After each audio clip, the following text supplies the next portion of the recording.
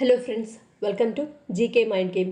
ಪ್ರಶ್ನೆಗಳ ಸಂಪೂರ್ಣ ಮಾಹಿತಿಗಾಗಿ ವಿಡಿಯೋನ ಎಲ್ಲೂ ಸ್ಕಿಪ್ ಮಾಡದೆ ಕಂಪ್ಲೀಟಾಗಿ ನೋಡಿ. ಇವತ್ತಿನ ಪ್ರಶ್ನೆಗಳಲ್ಲಿ ಮೊದಲನೇ ಪ್ರಶ್ನೆ, ಚರ್ಮ, ಕೂದಲು ಹಾಗೂ ಸೌಂದರ್ಯ ವೃದ್ಧಿಗೆ ಸಹಾಯ ಮಾಡುವ ಹಣ್ಣು ಯಾವುದು? ಆಪ್ಷನ್ಸ್ ಎ ಬೆಣ್ಣೆಹಣ್ಣು, ಬಿ ಬೆರ್ರಿ, ಸಿ ಬಾಳೆಹಣ್ಣು, ಡಿ ಸೀತಾಫಲ.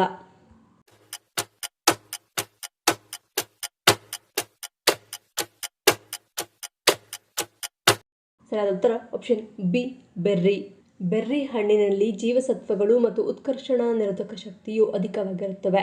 ಅವು ಚರ್ಮ, ಕೂದಲು ಹಾಗೂ ಸೌಂದರ್ಯ ವೃದ್ಧಿಗೆ ಸಹಾಯ ಮಾಡುತ್ತವೆ. ಚರ್ಮದಲ್ಲಿ ಕಾಣಿಸಿಕೊಳ್ಳುವ ಶುಷ್ಕತೆ, ಸುಕ್ಕುಗಟ್ಟುವುದು, ಉರಿಯೂತ, ಜೀವಕೋಶಗಳ ಹಾನಿ ಸೇರಿದಂತೆ ಇನ್ನಿತರ ಸಮಸ್ಯೆಗಳನ್ನು ಸುಲಭವಾಗಿ ನಿವಾರಿಸುತ್ತದೆ. ತ್ವಚೆಯಲ್ಲಿ ಕಾಂತಿ ಹಾಗೂ ಮೃದುತ್ವವನ್ನು ಸೃಷ್ಟಿಸುವುದರ ಮೂಲಕ ವಯಸ್ಸಾದ ಚಿಹ್ನೆಗಳನ್ನು ನಿವಾರಿಸುತ್ತದೆ.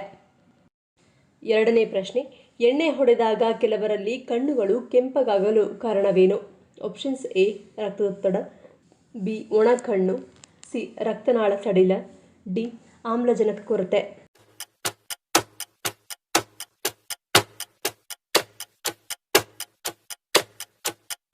ಸರಿಯಾದ ಉತ್ತರ ಆಪ್ಷನ್ ಸಿ ರಕ್ತನಾಳ ಸಡಿಲ. ಆಲ್ಕೋಹಾಲ್ ಸೇವಿಸಿದಾಗ ಕಣ್ಣುಗಳು ಕೆಂಪಗಾಗಲು ಮುಖ್ಯ ಕಾರಣ ರಕ್ತನಾಳಗಳ ಹಿಗ್ಗುವಿಕೆ. ಆಲ್ಕೋಹಾಲ್ ದೇಹದ ರಕ್ತನಾಳಗಳನ್ನು ವಿಸ್ತರಿಸುತ್ತದೆ. ಇದು ಕಣ್ಣಿನ ಮೇಲ್ಮೈಯಲ್ಲಿರುವ ಸೂಕ್ಷ್ಮ ರಕ್ತನಾಳಗಳಿಗೂ ಹೆಚ್ಚಿನ ಪ್ರಮಾಣದ ರಕ್ತ ಹರಿಯುವಂತೆ ಮಾಡುತ್ತದೆ. ಇದರಿಂದ ಆ ರಕ್ತನಾಳಗಳು ದೊಡ್ಡದಾಗಿ ಮತ್ತು ಸ್ಪಷ್ಟವಾಗಿ ಕಾಣಿಸಿಕೊಳ್ಳುತ್ತವೆ. ಇದರ ಜೊತೆಗೆ ಆಲ್ಕೋಹಾಲ್ ದೇಹವನ್ನು ನಿರ್ಜಲೀಕರಣಗೊಳಿಸುವುದರಿಂದ ಕಣ್ಣುಗಳಲ್ಲಿ ಶುಷ್ಕತೆ ಮತ್ತು ಉರಿ ಉಂಟಾಗಿ ಕೆಂಪು ಜೀರೆಗಳು ಹೆಚ್ಚಾಗುತ್ತವೆ. ಆಲ್ಕೋಹಾಲ್ ರಕ್ತ ಪರಿಚಲನೆಯನ್ನು ಹೆಚ್ಚಿಸಿ ಕಣ್ಣಿನ ಬಿಳಿ ಭಾಗದಲ್ಲಿರುವ ಸಣ್ಣ ರಕ್ತನಾಳಗಳನ್ನು ಹಿಗ್ಗಿಸುತ್ತದೆ. ವಿಸ್ತೃತಗೊಂಡ ರಕ್ತನಾಳಗಳಲ್ಲಿ ರಕ್ತ ತುಂಬಿಕೊಳ್ಳುವುದರಿಂದ ಕಣ್ಣುಗಳು ಕೆಂಪಾಗಿ ಕಾಣಿಸುತ್ತವೆ. ಮೂರನೇ ಪ್ರಶ್ನೆ, ಪ್ರಪಂಚದ ಅತ್ಯಂತ ಶಕ್ತಿಶಾಲಿ ಬೀಜ ಯಾವುದು? ಆಪ್ಷನ್ಸ್ ಎ ಹುಣಸೆ ಬೀಜ, ಬಿ ಬಾದಾಮಿ, ಸಿ ಅಗಸೆ ಬೀಜ, ಡಿ ಹಲಸಿನ ಬೀಜ.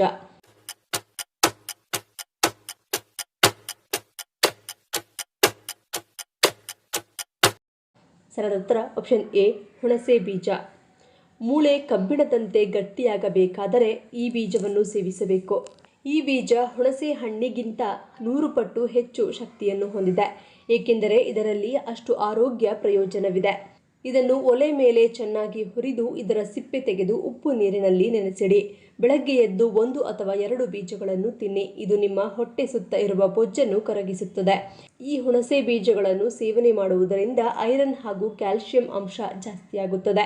ಇದು ಒಳ್ಳೆಯ ರಕ್ತವನ್ನು ಹೆಚ್ಚಿಸುತ್ತದೆ, ಜೊತೆಗೆ ನಿಮ್ಮ ಮೂಳೆ ಕಬ್ಬಿಣದಂತೆ ಗಟ್ಟಿಯಾಗುತ್ತದೆ.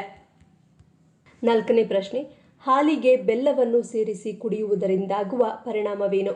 ಆಪ್ಷನ್ಸ್ ಎ ಶೀತ ನಿವಾರಣೆ, ಬಿ ಶಾಖ ನಿಯಂತ್ರಣ, ಸಿ ಆರೋಗ್ಯಕರ ಮೂಳೆ, ಡಿ ಮೇಲಿನ ಎಲುಬು.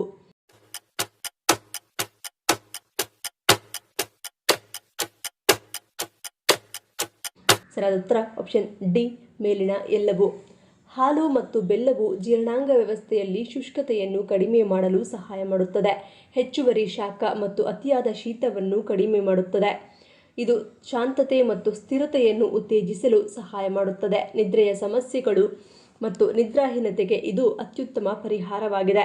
ಹಾಲಿನಲ್ಲಿರುವ ಕ್ಯಾಲ್ಸಿಯಂ ದೃಢವಾದ ಮೂಳೆ ಮತ್ತು ಹಲ್ಲುಗಳ ಆರೋಗ್ಯವನ್ನು ಕಾಪಾಡಿಕೊಳ್ಳಲು ಮುಖ್ಯವಾಗಿದೆ. ಬೆಲ್ಲವು ಕ್ಯಾಲ್ಸಿಯಂ ಹೀರಿಕೊಳ್ಳುವಿಕೆಯನ್ನು ಹೆಚ್ಚಿಸುತ್ತದೆ, ಮೂಳೆಯ ಆರೋಗ್ಯವನ್ನು ಉತ್ತಮಗೊಳಿಸುತ್ತದೆ. ಐದನೇ ಪ್ರಶ್ನೆ, ಮನುಷ್ಯನ ಇರುವಿಕೆಯನ್ನು ಸೊಳ್ಳೆಗಳು ಹೇಗೆ ಪತ್ತೆ ಹಚ್ಚುತ್ತವೆ? ಆಪ್ಷನ್ಸ್ ಎ ಉಸಿರಾಟ, ಬಿ ಬಟ್ಟೆಯ ವಾಸನೆ, ಸಿ ಬೆವರು, ಡಿ ಬ್ಯಾಕ್ಟೀರಿಯಾ.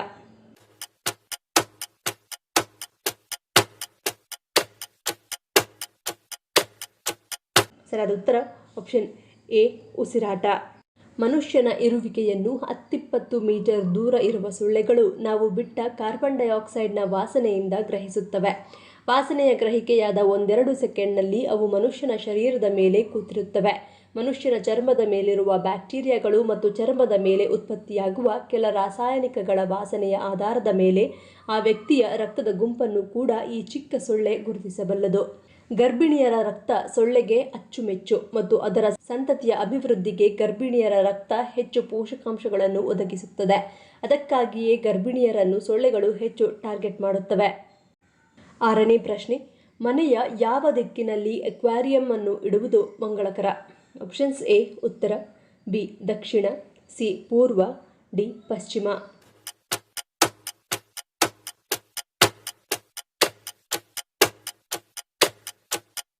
ಸರಿಯಾದ ಉತ್ತರ ಆಪ್ಷನ್ ಎ ಉತ್ತರ. ಮನೆಯಲ್ಲಿ ಅಕ್ವೇರಿಯಂ ಇರುವುದು ಅತ್ಯಂತ ಮಂಗಳಕರವೆಂದು ಪರಿಗಣಿಸಲಾಗಿದೆ. ಇದಕ್ಕೆ ಅತ್ಯಂತ ಸೂಕ್ತ ದಿಕ್ಕು ಉತ್ತರ.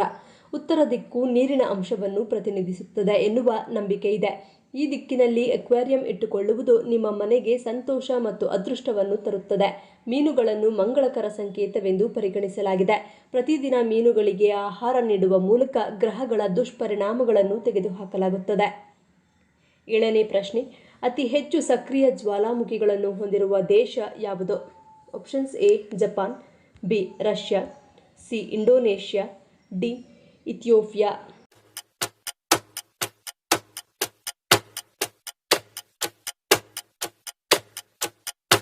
ಸರಿಯಾದ ಉತ್ತರ ಆಪ್ಷನ್ ಸಿ ಇಂಡೋನೇಷ್ಯಾ. ಇಂಡೋನೇಷ್ಯಾ ವಿಶ್ವದ ಅತ್ಯಂತ ಸಕ್ರಿಯ ಜ್ವಾಲಾಮುಖಿಗಳನ್ನು ಹೊಂದಿದ್ದು ಇಂದಿಗೂ ಸುಮಾರು 130 ಸಕ್ರಿಯವಾಗಿವೆ. ಜಾಗತಿಕವಾಗಿ 106 ಸಕ್ರಿಯ ಜ್ವಾಲಾಮುಖಿಗಳಿವೆ. ಅವುಗಳಲ್ಲಿ ಹಲವು ಟೆಕ್ಟೋನಿಕ್ ಪ್ಲೇಟ್ಗಳು ಸಂಧಿಸುವ ಪೆಸಿಫಿಕ್ ರಿಂಗ್ ಆಫ್ ಫೈರ್ ಉದ್ದಕ್ಕೂ ಇವೆ. ಹವಾಯಿ ಮತ್ತು ಅಲಾಸ್ಕಾದಲ್ಲಿನ ಪ್ರಸಿದ್ಧವಾದವುಗಳನ್ನು ಒಳಗೊಂಡಂತೆ ಸುಮಾರು 165 ಹೋಲೋಸೀನ್ ಜ್ವಾಲಾಮುಖಿಗಳೊಂದಿಗೆ ಯುನೈಟೆಡ್ ಸ್ಟೇಟ್ಸ್ ನಿಕಟವಾಗಿ ಅನುಸರಿಸುತ್ತದೆ. ಜಪಾನ್ ಮತ್ತು ರಷ್ಯಾ ಕೂಡ ಬಾಷ್ಪಶೀಲ ಪ್ಲೇಟ್ ಗಡಿಗಳಲ್ಲಿರುವ ಕಾರಣ ಉನ್ನತ ಸ್ಥಾನದಲ್ಲಿವೆ. 8ನೇ ಪ್ರಶ್ನೆ, ಯಾವುದೇ ರೀತಿಯ ಲಿವರ್ ಸಮಸ್ಯೆಯನ್ನು ಬರದಂತೆ ತಡೆಯಲು ಯಾವುದನ್ನು ಸೇವಿಸಬೇಕು? ಆಪ್ಷನ್ಸ್ ಎ ದಾಳಿಂಬೆ, ಬಿ ಬೀಟ್ರೂಟ್, ಸಿ ಬಾಳೆದಿಂಡು, ಡಿ ಹಾಗಲಕಾಯಿ.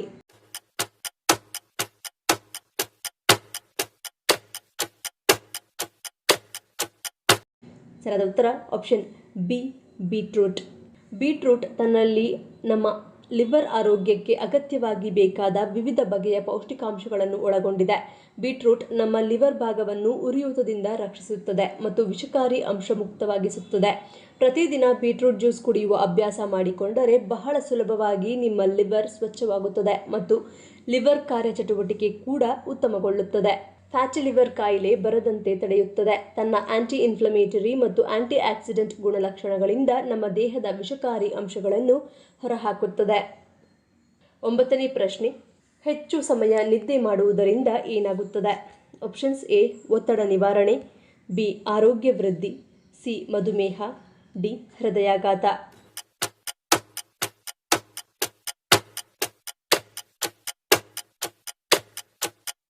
ಸರಿಯಾದ ಉತ್ತರ ಆಪ್ಷನ್ ಸಿ ಮತ್ತು ಡಿ.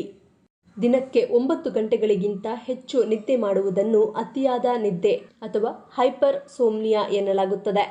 ಹೆಚ್ಚು ಹೊತ್ತು ಮಲಗುವುದರಿಂದ ಮೆದುಳಿನ ನರಗಳ ಮೇಲೆ ಪರಿಣಾಮವಾಗಿ ತಲೆನೋವು ಮತ್ತು ದಿನವಿಡೀ ಆಯಾಸ ಕಾಡುತ್ತದೆ. ಅತಿಯಾದ ನಿದ್ದೆ ದೇಹದ ಚಯಾಪಚಯ ಕ್ರಿಯೆಯನ್ನು ನಿಧಾನಗೊಳಿಸಿ ಟೈಪ್ 2 ಮಧುಮೇಹ ಹಾಗೂ ತೂಕ ಹೆಚ್ಚಾಗಲು ಕಾರಣವಾಗುತ್ತದೆ.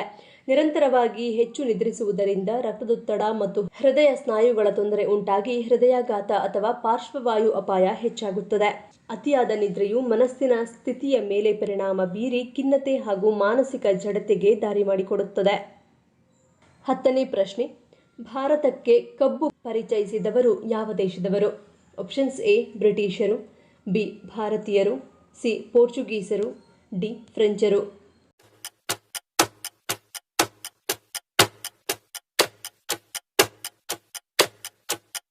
ಸರಿಯಾದ ಉತ್ತರ ಆಪ್ಷನ್ ಸಿ ಪೋರ್ಚುಗೀಸರು. 1498ರಲ್ಲಿ ಭಾರತಕ್ಕೆ ಆಗಮಿಸಿದ ಮೊದಲ ಯುರೋಪಿಯನ್ನರು ಪೋರ್ಚುಗೀಸರು. ಅವರು ಗೋವಾ, ಮುಂಬೈ ಮತ್ತು ಭಾರತದ ಇತರ ಕರಾವಳಿ ಪ್ರದೇಶಗಳಲ್ಲಿ ತಮ್ಮ ವ್ಯಾಪಾರ ವಸಾಹತುಗಳನ್ನು ಸ್ಥಾಪಿಸಿದರು. ಅವರ ವಾಸ್ತವ್ಯದ ಸಮಯದಲ್ಲಿ ಅವರು ಹಲವಾರು ಹೊಸ ಬೆಳೆಗಳನ್ನು ಭಾರತಕ್ಕೆ ಪರಿಚಯಿಸಿದರು. ಇದು ದೇಶದ ಕೃಷಿಯ ಮೇಲೆ ಗಮನಾರ್ಹ ಪರಿಣಾಮ ಬೀರಿತು. ಪೋರ್ಚುಗೀಸರು 16ನೇ ಶತಮಾನದಲ್ಲಿ ಭಾರತಕ್ಕೆ ಕಬ್ಬನ್ನು ಪರಿಚಯಿಸಿದರು. ನಂತರದ ಮುಂದಿನ ದಿನಗಳಲ್ಲಿ ಆಲೂಗಡ್ಡೆ, ಟೊಮ್ಯಾಟೊ, ತಂಬಾಕು ಮತ್ತು ಮೆಕ್ಕೆಜೋಳವನ್ನು ದಕ್ಷಿಣ ಅಮೆರಿಕಾದಿಂದ ಪೋರ್ಚುಗೀಸರು ಪರಿಚಯಿಸಿದರು. ಈ ಪ್ರಶ್ನೆಗಳಲ್ಲಿ ನೀವು ಎಷ್ಟು ಪ್ರಶ್ನೆಗಳಿಗೆ ಸರಿ ಉತ್ತರವನ್ನು ಕೊಟ್ರಿ ಅನ್ನೋದನ್ನು ಕಮೆಂಟ್ ಮಾಡಿ ತಿಳಿಸಿ. ಈ ವಿಡಿಯೋ ನಿಮ್ಗೆ ಇಷ್ಟ ಆಗಿದ್ರೆ ಮರಿದೇ ಲೈಕ್ ಮಾಡಿ, ಶೇರ್ ಮಾಡಿ, ಸಬ್ಸ್ಕ್ರೈಬ್ ಮಾಡಿ. ನನ್ನ ಚಾನಲ್ನ ಇನ್ನೂ ಸಬ್ಸ್ಕ್ರೈಬ್ ಮಾಡಿದೆ ಹಾಗೆ ವಿಡಿಯೋಸ್ ನೋಡ್ತಿದ್ರೆ ಪ್ಲೀಸ್ ಸಬ್ಸ್ಕ್ರೈಬ್ ಮಾಡಿ, ಸಪೋರ್ಟ್ ಮಾಡಿ. ಮತ್ತೊಂದು ಇಂಟ್ರೆಸ್ಟಿಂಗ್ ವಿಡಿಯೋಂದಿಗೆ ಸಿಗ್ತೀನಿ. Until love you all, take care.